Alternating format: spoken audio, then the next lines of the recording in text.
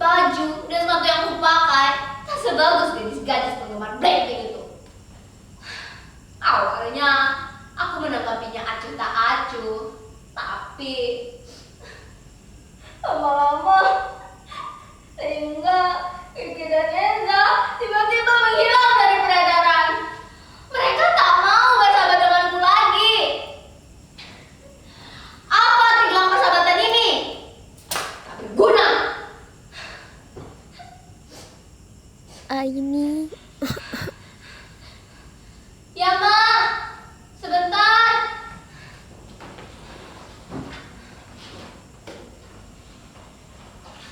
Obat yang Ma pesan sudah I beli di warung.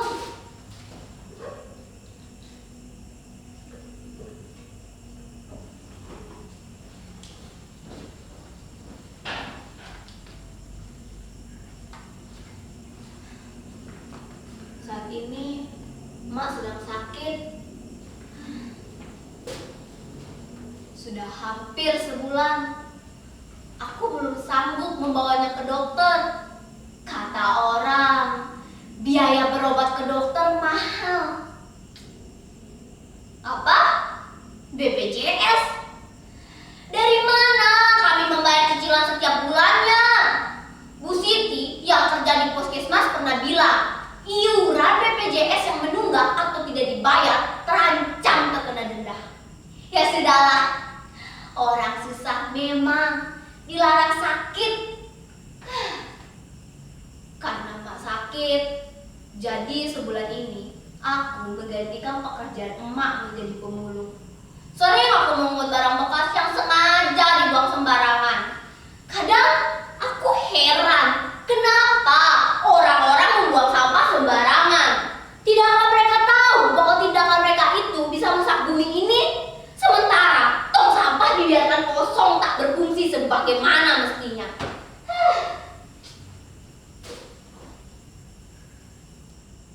Kalian tahu, bapakku sudah meninggal 5 tahun lalu. Sejak saat itu, emak lah yang mencari nafkah untuk menyambung hidup. Sempat menjadi buruh cuci, tapi tak lama. Karena tubuhnya tak kuat lagi kerja berat. Kemudian emak memilih untuk menjadi pemulung, mengumpulkan sampah, lalu dijual dengan harga Rp3.000 per kilogramnya. Cukuplah untuk membeli beras, lauk pauk, dan sedikit jajan untukku. Hujan, terik sinar matahari, tak pernah menurunkan semangatnya. Dengan segala keterbatasan emak, selalu berusaha memenuhi kebutuhan sekolahku. Emak ingin sekali aku jadi guru. Jadi guru adalah cita-cita emak dulu.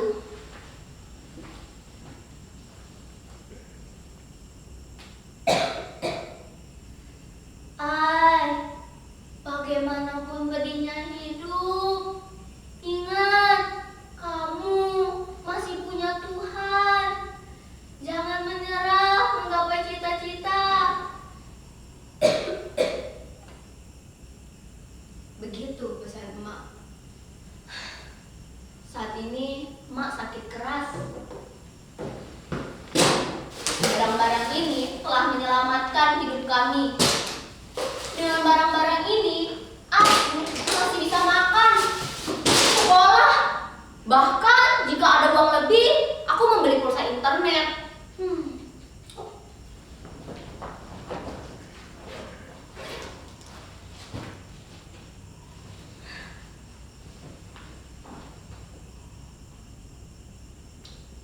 Oh iya, kalian pasti bertanya, kenapa aku bisa memiliki handphone Android ini? Iya kan? Kalian pasti curiga karena aku adalah seorang anak pemulung. Ini adalah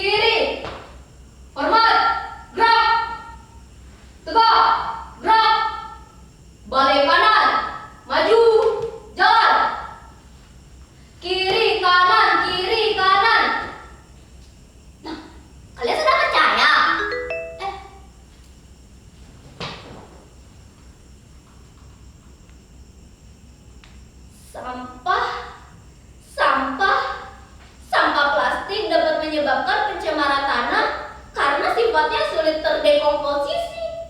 Plastik membutuhkan waktu 10-20 tahun agar dapat terurai secara alami.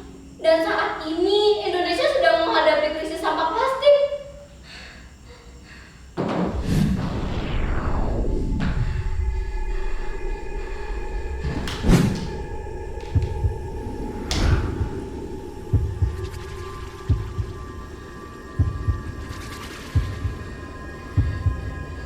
Di mana ini? Panas sekali. Air. Di mana air? Haus. Haus.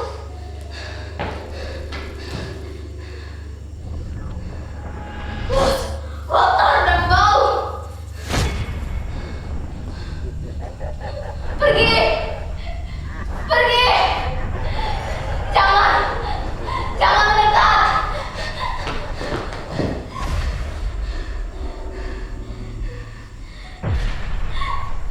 Kenapa rambut rontok begini? Kulit saya melempung. Ronggokan. Tidak bernafas.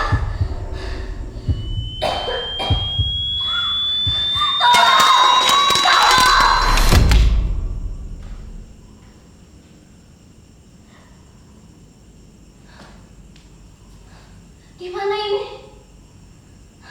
Oh iya, apakah ini sebuah firasat? Tangan kecil ini harus berbuat sesuatu.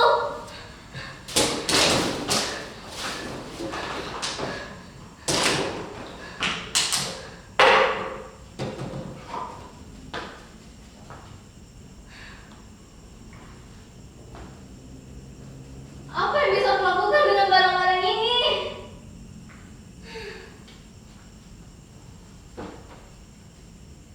Dulu aku pernah mengikuti kerajinan daur ulang.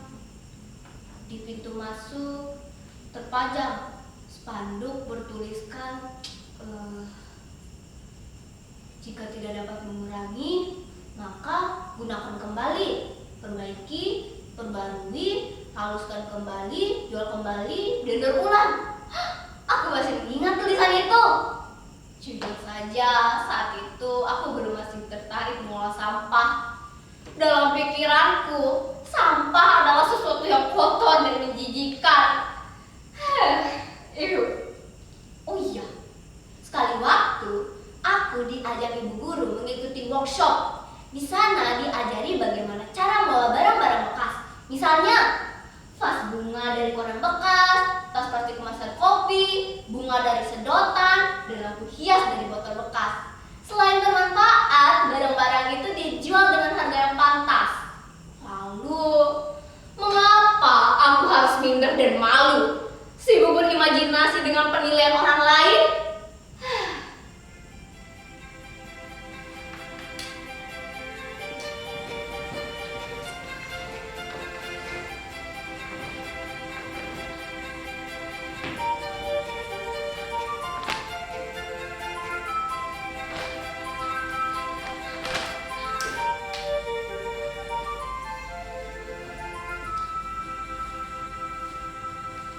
Cuaca sedang cerah. Aku begitu bersemangat merealisasikan rencana-rencana yang kususun. Oh iya, kalian tahu, aku telah memutuskan untuk mendorong sampah-sampah ini untuk dijadikan produk bernilai jual. Dan emak diizinkan ruang tamu ini digunakan sebagai galeri sekaligus tempat pelatihan. Hasil kerajinan daur ulang sampah akan terpajang rapi di sini. Tunggu dulu. Bagaimana kalau meja ini diletakkan di sudut sebelah kanan?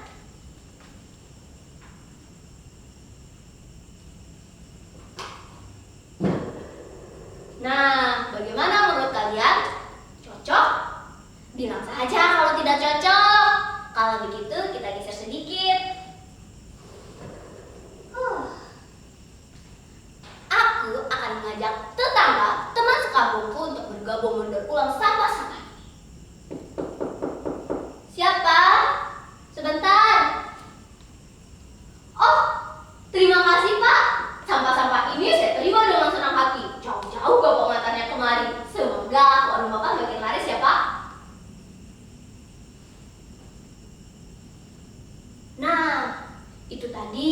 Saleh, pemilik warung sebelah.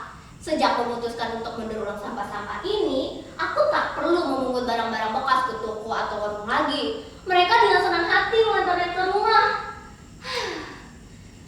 Semoga semua orang di lingkungan ini akhirnya memiliki kesadaran untuk memilah sampah dari rumah.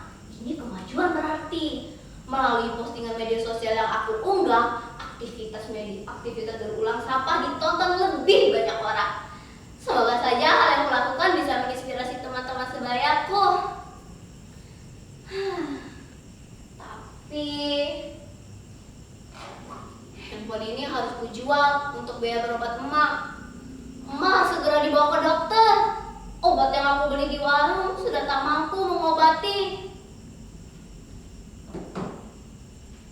Aini. Nah, itu saran teman-temanku. Hari ini kami telah memutuskan untuk mulai memilah barang-barang bekas sebelum dikreasikan.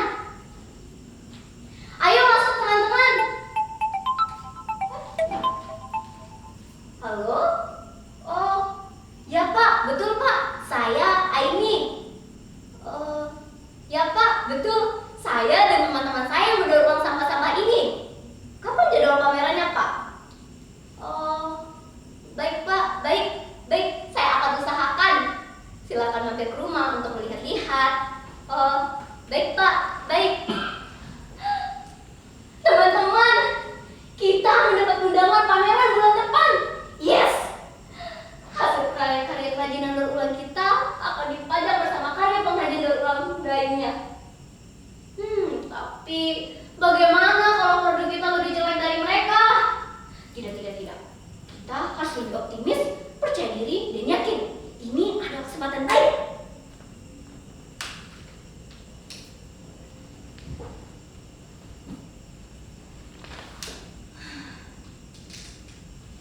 Aku baru saja mengantarkan emak ke dokter. Penyakit emak semakin parah. Tapi ia bersikeras ingin segera dibawa pulang. Di perjalanan pulang, emak sempat berbisik. Kamu pahlawan emak. Mataku berkaca-kaca. Aku pun menjawabnya. Bangga sama emak. Karena pahlawan sesungguhnya adalah emak. Oh iya, Lingga, Kiki dan Eza hari ini berjanji datang ke rumah. Mereka akan membawakan botol yang telah dikumpulkannya. Mereka juga akan membantu memposting kerajinan tangan daur ulang. Ternyata mereka tidak benar-benar meninggalkanku.